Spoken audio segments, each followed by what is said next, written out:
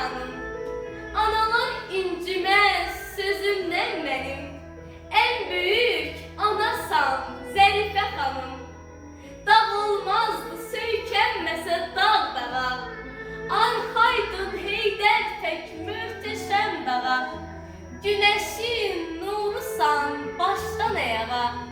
Sahilsiz deryasan Zərifə xanım. Şöhretin yayıldı ulduza aya. Dar günde yetiştin kömeğe haya. İlham kimi oğul verdin dünyaya. Ne güzel bağbansan Zərifə xanım. Gördüklerim nəzəmidir, nədəndir? Soruşmuram saçındaki nədəndir? Ne tez gittin, söyle sebep nədəndir? Yoksa ki rüyasan Zərifə xanım. Şənine yaraşan dastan gəzirəm.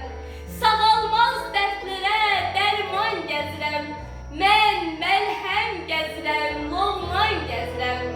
Təbibsən, loğmansan Zərifə xanım. Sənin gücün sözündeydi, gözdeydi. Qəlbindəki ateşdeydi, közdeydi. Yəqin o vaxt gözlərinə göz değdi. Sirli bir ünvansan Zərifə xanım. Heyran idi hamı o vaxt sizlərə. Qələmin gücü yox, yaza sözlərə. Gözünün nurunu verdin gözlərə. Qəlblərə ziyasan Zərifə xanım. Alov közdən qaçdı, göz közdə qaldı. Çoxunun dediyi söz sözdə qaldı.